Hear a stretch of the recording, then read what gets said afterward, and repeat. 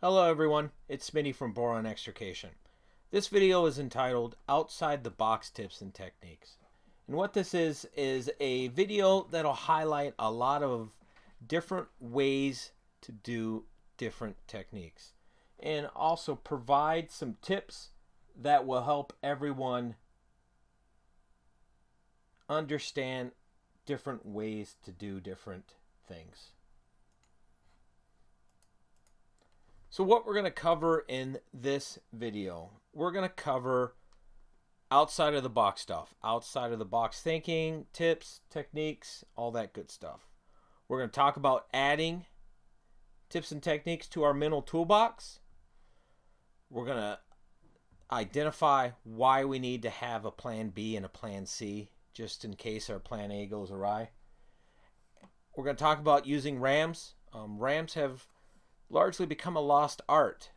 A lot of folks don't tend to use them as much as they used to, but they're still a very powerful tool, especially with some of the newer telescoping RAMs out there. And then hand tools.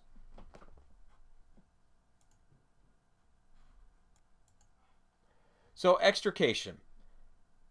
Extrication is easily defined as locate the patient, locate the most suitable opening, and determine the tactics necessary to clear a path between the two.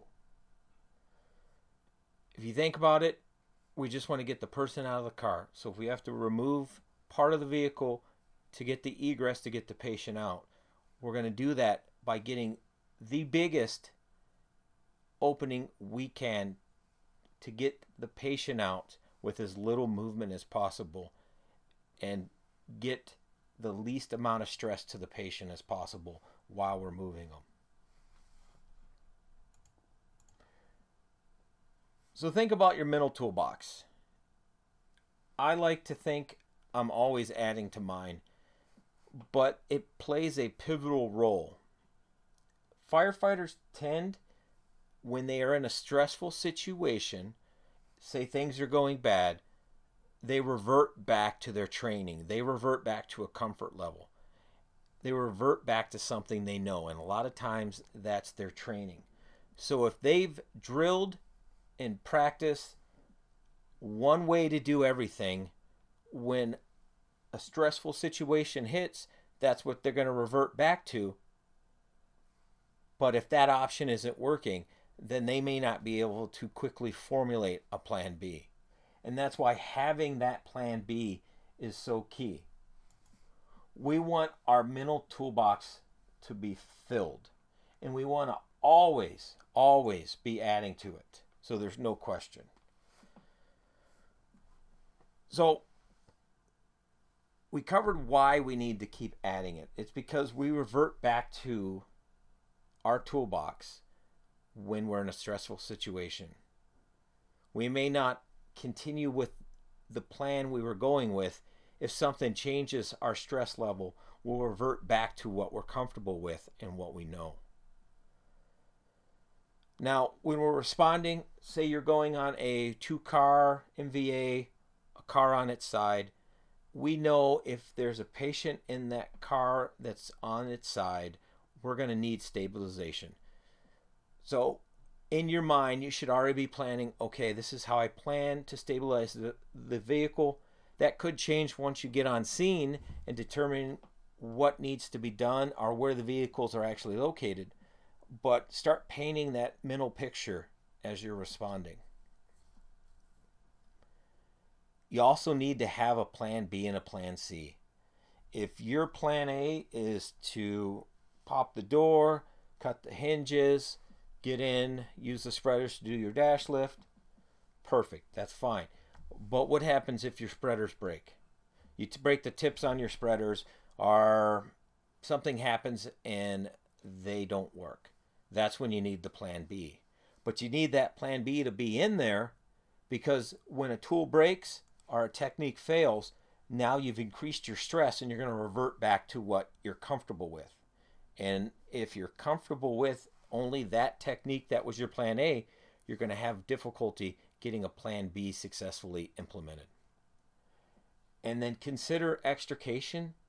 Even though the vehicles are changing, the steels are changing, the tools are changing with them as well. And the cutters, the spreaders, the rams, functionally, they're still the same. But what's inside of how they work and what they're made of is what's been refined by the tool makers to meet the new vehicles on the road. So the core principles of extrication are largely unchanged. So let's take a quick thought.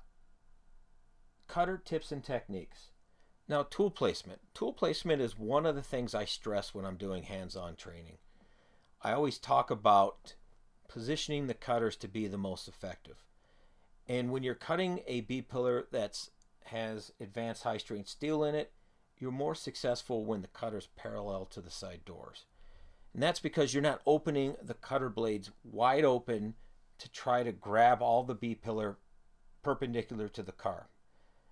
The cutter blades will still be fairly closed, not completely open, and you're going to have better luck with the cutters cutting through it.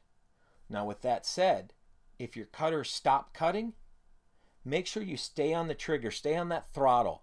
Give it 10-15 seconds. Let it build up pressure, because there's a good chance to the naked eye the tool stopped cutting, but what really happened is the tool's building up pressure to get through that cut. So this video here is from rescue days last fall over in Germany. The firefighter here cutting through the B post, he gets frustrated when the tool stalls and he lets off the throttle. But if you hear the instructor behind him, I forget the exact verbiage, but he tells him stay on it, keep going, keep on it, and then let the tool do the work. So if we take a look at this, let's see what it does here.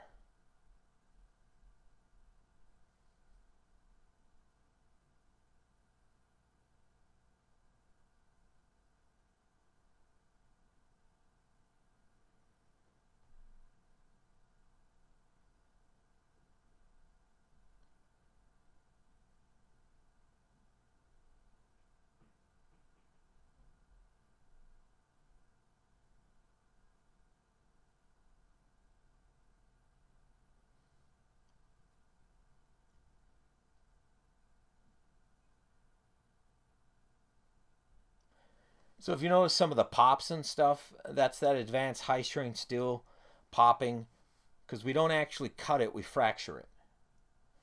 But if you notice, once he stayed on it, he let the tool do the work. The cutter blades appeared to not be moving, but they were moving very, very slowly. And the key is let the tool do its work. And this is a Weber Rescue, which is Genesis here in the States. It was one of their battery-operated tools. It wasn't their biggest cutter. And you noticed that it was able to slice through it and complete the cut. And you also notice the marking here is where the instructor wanted the cut to happen. And the reason is the higher you go on that B-pillar, you're going to clear that seatbelt height adjuster and not grab that when you're making your top B-pillar cut. This is my buddy Jorg Heck. I like these tips because holding the tool should just be an afterthought. It should be something you do naturally to hold it in the most comfortable position for the task you're trying to do. I was teaching a class up in Illinois, and one of the firefighters was just having a difficult time holding the cutters, getting them comfortable. So after he made his cut, I pulled the whole group aside and I showed them that you don't necessarily have to hold on to the handle. You don't have to hold it one way. You can flip the tool upside down. You can cradle it like Jorg's doing here, like a baby almost. And you're just basically holding the tool and let it do its work. So never let the tool dictate how you hold it. Hold the tool in a way that's comfortable and most efficient for you.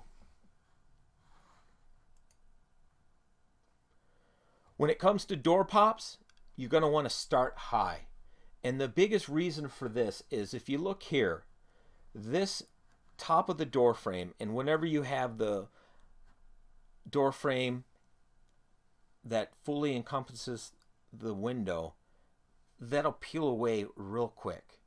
So once you make your purchase point high, you start working your way down. And by the time you get the door popped to the point this door is in the picture, you have a good visual of the latch, the nadir, everything there. And you can position your spreaders to push off of strong, good material on the B-pillar.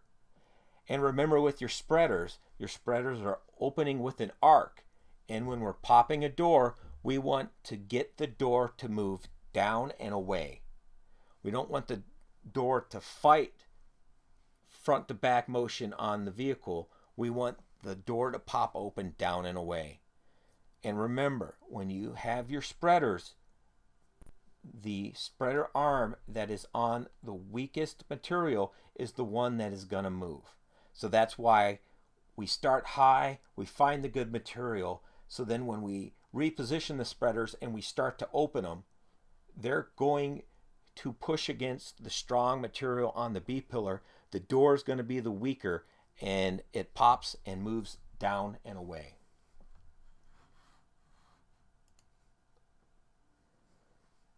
That B-pillar right there, you can see the cutters are just above the seatbelt height adjuster. And if you look at all that material there, it's basically a mini seat track.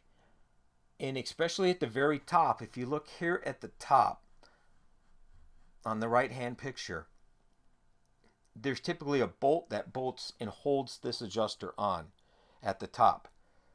So if you grab that bolt and the track adjuster and the B-pillar with all the reinforcements, that is a tremendous amount of material to cut through, even with the latest and greatest, strongest cutter out there.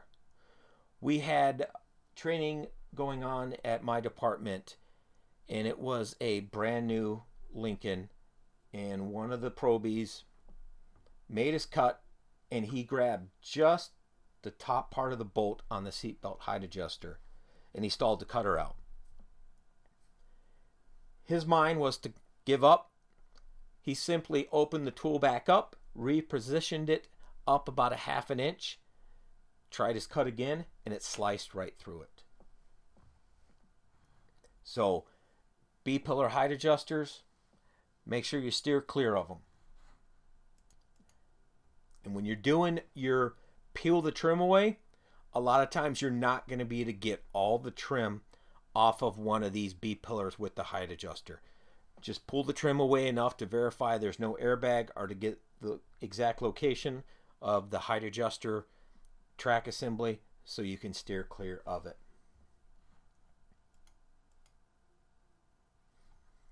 B-pillar cuts. One of the big things people have trouble with is keeping the cutter from swinging into the driver or the passenger when they're making their bottom cuts. So we played around with this down in Louisville, and we had the guys make a cut in the back first, like you're seeing here, and then the second cut would be perpendicular to the vehicle like this. And by doing this, the cutter didn't swing in towards the patient on the second cut. Now, the caveat to this is these new models, these latest cars, the B-pillars are getting extremely wide here at the bottom. And depending on how big your cutters are, it may take you 2 to 3 cuts to get through a B-pillar because they are flaring out at the bottom.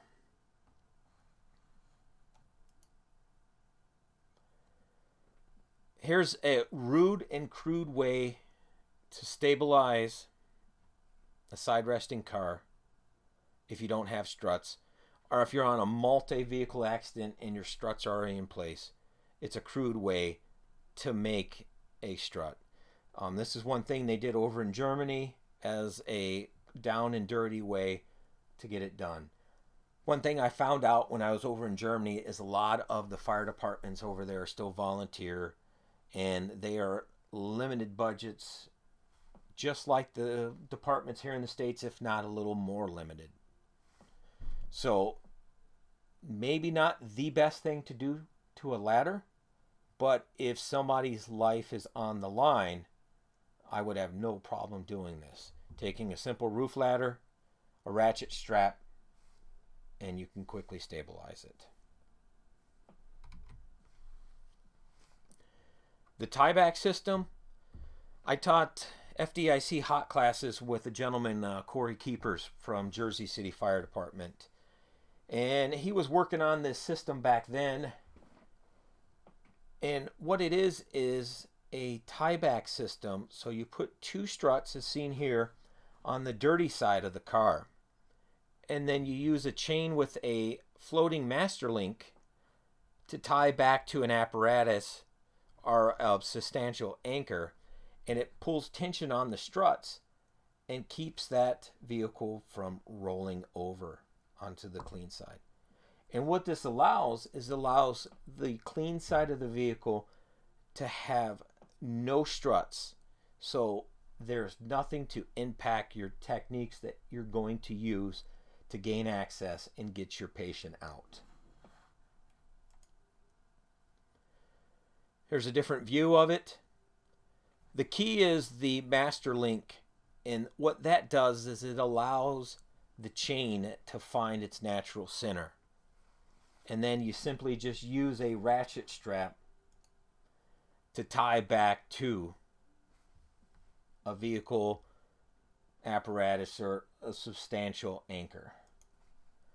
And here we were just using one of their F-250, 350 pickup trucks with a hook in the front. Very simple, very easy to use. There's another shot of it. But what's beautiful is in this case, we had a side resting car kind of up against a tractor trailer. So we would have limited space on the clean side if we had put the traditional one on each side to get our A-frame. So it's just one of those tips and techniques, something different out there. Corey Keepers kind of came up with it. I'm sure it's something to definitely try out in training and see if it'll work for you. So we're going to go into now looking at some different techniques with the roof and using the ram. Now, rams have been around pretty much for a long time, but they're not the tools that everyone likes to grab and play with. You usually want the cutters or the spreaders. You want to be that guy. But the ram is a powerful tool and can be very useful on the fire service at an extrication scene. One of the ways is to use the ram to tear metal, and what it does is it usually makes the welds fail or rip apart. So the weld is going to be the weakest part in that B-pillar where it's attached to the roof. Here's a case. Let's say you weren't able to do a modified dash lift where you get the spreaders in here. Something was preventing that. But you already cut too much of your B-pillar to provide adequate support for the ram. You can use your spreaders to clamp down. I've even seen guys use their spreaders to clamp down and then actually push off the spreader itself. It's not always the best technique, but if you were onto your plan B, plan C, you got to start thinking outside of the box on what will work, not what should work or what should we do. If you have a long ram, I've seen this used many times in training where we push from the back seat and push the IP straight up and forward. Here's a couple more shots of it. The only thing to pay attention to is typically the center console area is where one of the airbag computers typically is located. So we want to make sure when we're pushing at the center, we're pushing as high as we can on the console.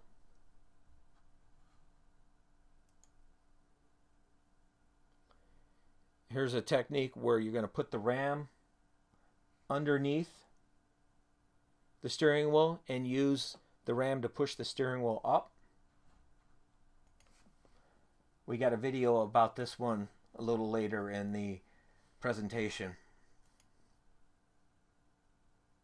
Also consider what a RAM can do for limited personnel. Taking the roof off requires at least 4, maybe 5 people.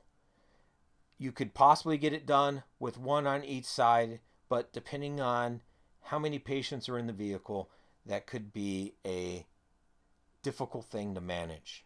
And when we're taking the roof, we always want to make sure the last cut is the one closest to the patient. The only caveat to that is, in this instance, we're going to use the RAM to push the roof up and out of the way to let us get the patient out.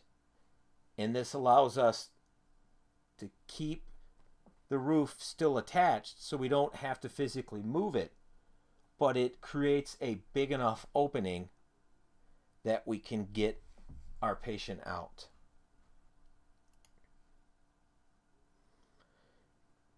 Here's a couple different RAMs being used. Pretty much everything we just talked about, there's a RAM in place being used here.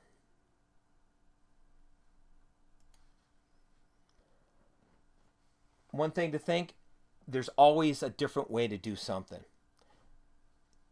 This is a pickup truck that the B-pillar's actually integrated to the door. It's one of the ones that has full-size front door and the half cab rear door that opens like a suicide door.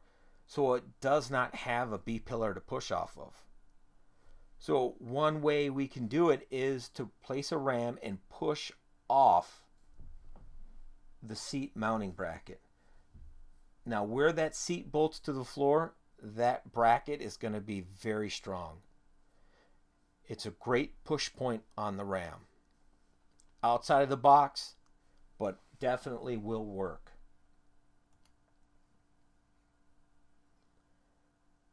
The one thing too about RAMs is also consider how many RAMs you're going to need, how many people are you going to need to do it. If you're cross ramming, which they're doing here, moving these large RAMs around inside of a vehicle is very personnel intensive.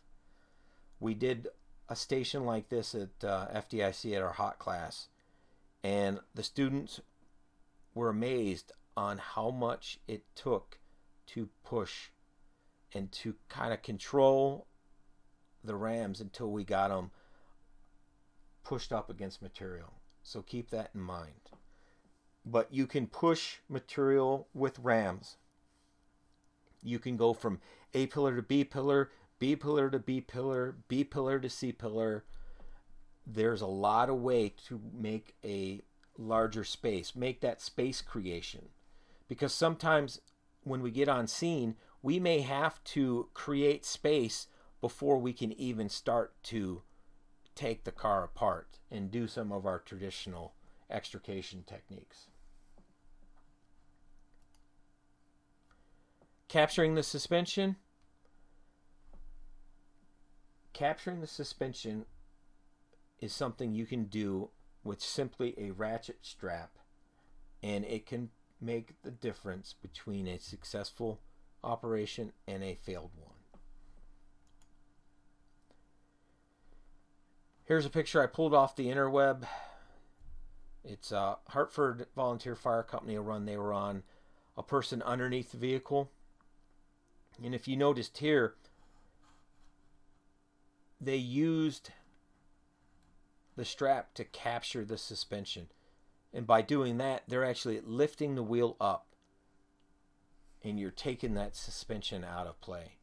And a lot of times, say on an underride situation, you can always capture the suspension on a car and sometimes you're able to actually move that car out from underneath the trailer and then continue on with traditional extrication techniques.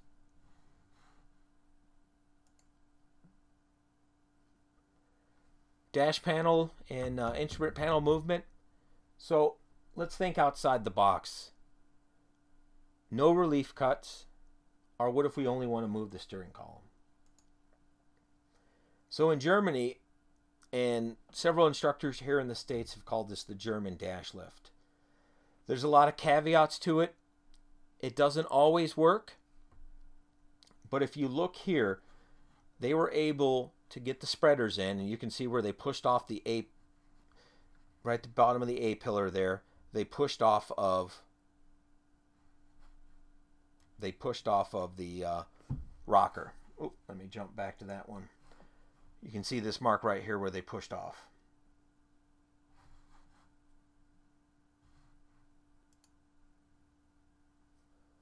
So what they did is they put the spreader here, and then they grabbed the bar or the structure of the instrument panel and then used the spreaders to open it up. No cuts were made. This cut made in the A-pillar was made after the fact, but definitely a different way to do it. So if we take a look here, they've got the spreaders in there.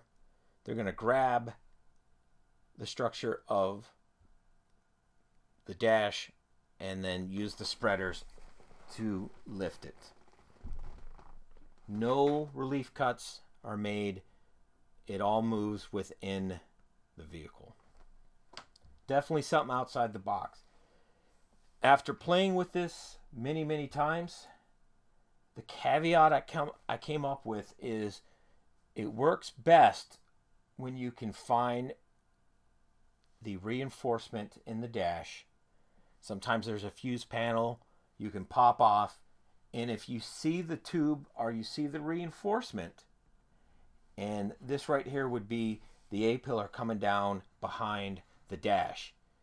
If that is within the door opening, what I mean is if the reinforcement tube, the dash reinforcement, is visible in the door opening and you can get your spreaders in to grab it, you're going to be successful.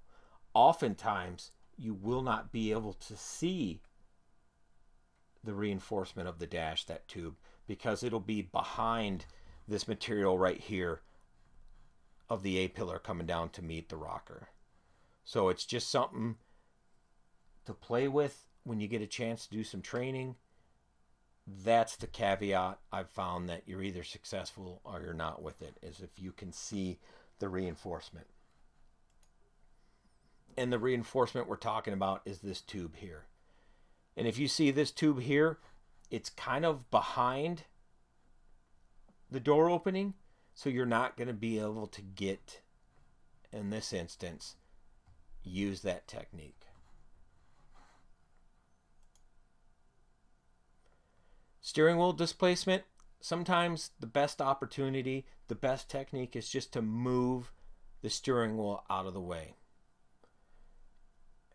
One technique to do it is to use the spreaders. Now this was over at Rescue Days. We had a fire truck sitting on top of the dash of a small passenger car. So we captured the suspension of the truck on the car. That gained us an inch or so. And then what we did is came in and lifted up the steering wheel.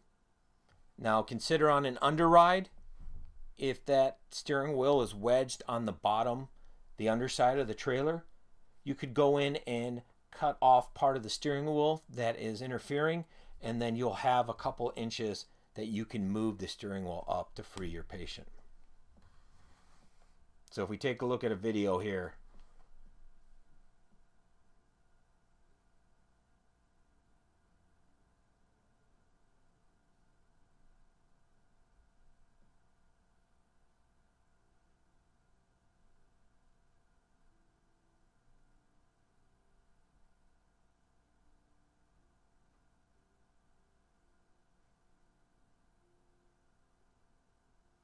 Now he has him reposition it here. Chances are that inch or two he already moved it would have been more than enough. But since it's training, everyone likes to kind of move metal way past where you need to be. And if you're thinking to yourself, you cannot do this with a passenger in there. You can see we had a dummy in here. And when I was at the Northern Fools Heavy Rescue this year, I ran, I want to say, 100 students through my station. And I was sitting in the car when they were trying this technique. And the key is there's a fine angle. You want the spreaders open when you insert them into the vehicle. And if you have the manpower, having an extra set of hands to guide it helps out tremendously. But you can do it with a patient there, no problem. This isn't one of those techniques that you see in training that doesn't work in real life. And if you're worried about how the steering wheels on newer cars are made, we're only talking about moving that steering wheel an inch or two, just enough. In training, sometimes we blow things out, we take them way past, but in the real world, we're just going to get an inch or two of movement out of that steering wheel, so we don't have to worry about the knuckle or anything breaking as we're doing this technique. Here's another option to move the steering wheel out of the way. You can grab the spreaders, grab the steering wheel and the A-pillar and close the spreaders, and boom, steering wheel moves out of the way. Just another option. Here's another way that you could go through the floor and use a ram to push the steering wheel out of the way. This car was, upside down on a Jersey barrier, and this was one of the techniques that they were trying. And here's a couple more shots at it. This one may take a lot of finesse if you had a patient there, but it's an option. Put this under your plan D, E. It may not be your top plan, even your plan B, but if everything else fails, this is an option to consider.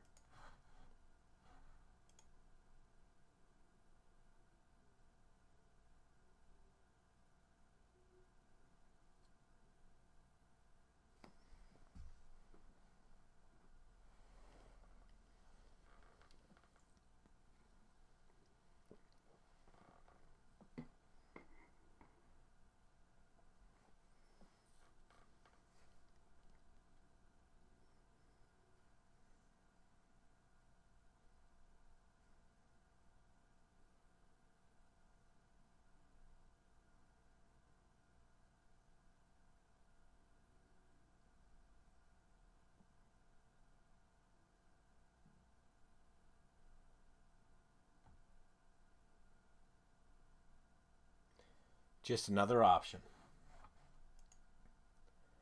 Pedal entrapment, moving pedals out of the way is an easy thing to do. You can do it with ratchet straps.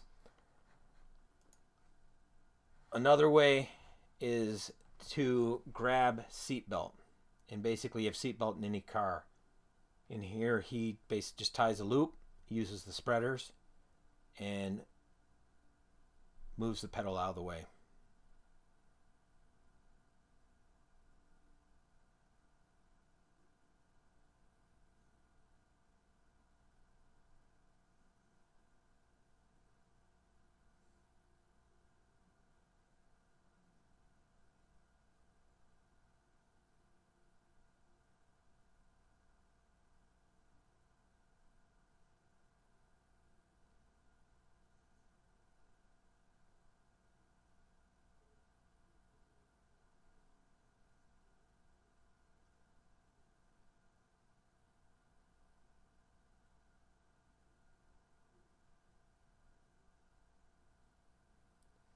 Basically using seatbelt webbing, tying it, and using the spreaders. Here's a way to do it on a car that's still on its wheels. The only caveat I'll give you on this one is make sure the webbing comes out an inch or two past the rocker, because you want the spreaders to sit on the rocker and push against the rocker.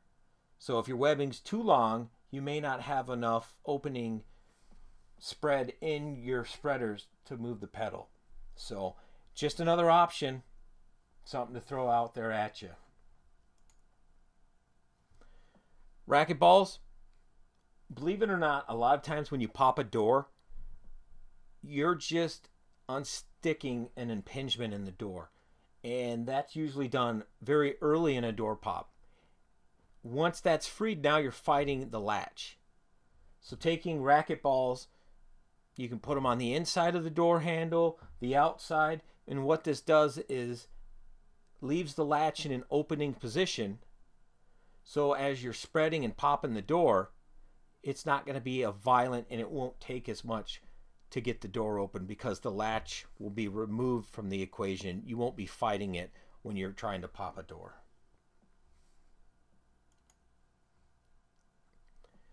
Hand tools, some different tools out there. There's the circular metal cutting saw.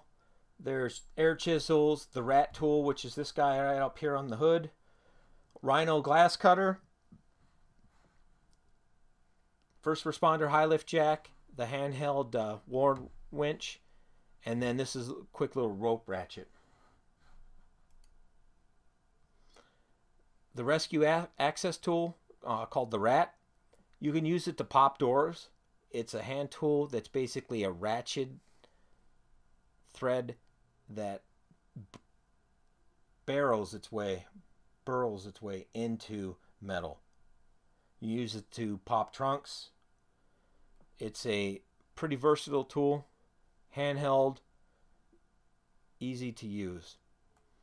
One place I've used it a lot is if I'm putting struts up on the underside of a vehicle. A lot of times the holes aren't small or are not large enough. I can use this to quickly enlarge it and get that strut in there perfectly secured. The high lift jack. There's a version of it called the First Responder Jack. Jeff Pugh, the PolyUp guys, developed it. And it's a little heavy duty, a couple different features on it. But you can use it for almost anything from displacing metal, popping a door, lifting a steering wheel. I mean, it's almost endless what you can use it for. This is an older picture. These aren't the First Responder jacks. They're the ones you buy for putting on your Jeep, or just the old farm jacks. But this is a school bus on its side on a victim. And let's say this is in a ditch away from all your other tools. It's an easy way. You pop a couple holes in the roof, catch that support beam running across, and use the high lift jacks to lift it up. Now, when you're using a high lift jack, it's much like a come along. There is a sacrificial link involved in it. Now, on the come along, it is the handle that'll break when you've exceeded its working limit. On the high lift jack, a pin will break. But what that is if you have two people using the high lift jack to try to jack it up, that pin's going to break. It's not meant for that. If you cannot yourself operate that jack, then that's too heavy of a load for that jack to handle. It's a one-person tool. Rope ratchet. This is a fancy little, you can get them at Home Depot almost anywhere. And it's a great tool to have in your pocket. If you're just popping a door, you're not taking everything off, you need to get that patient out immediately. You can use this guy to pull the door out of the way. It's just a simple, easy, small little tool. Metal cutting circular saws. They're out there. They work. They'll cut through almost any type of material. The only downfall to them is they are very noisy. Very noisy. Sorry about that. They're very loud inside the vehicle. The other thing is sometimes they create a lot of sparks. Now, some of the blades are designed not to, but they do sometimes do that. If you're running a 15 amp system off your generator, I've found the metal circular saws struggle a little bit. They like a 20 amp, so that's something to keep in mind as well.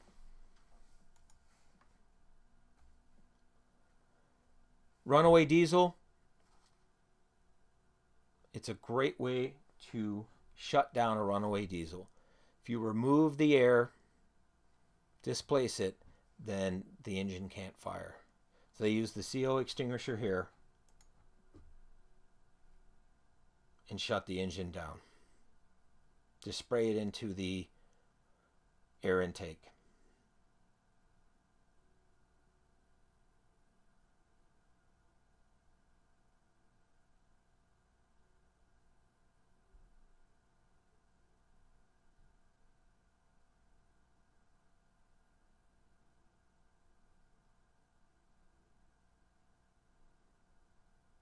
So there, they did this 2 days straight, every hour. They used the CO to shut it off, and then they restarted it, and it doesn't harm the engine.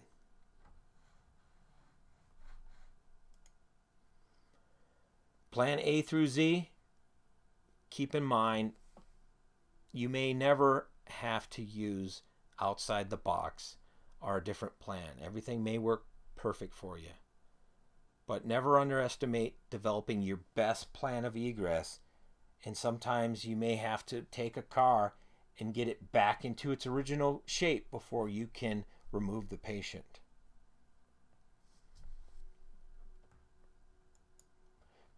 Other than that, you got questions? Feel free to contact me. Thanks.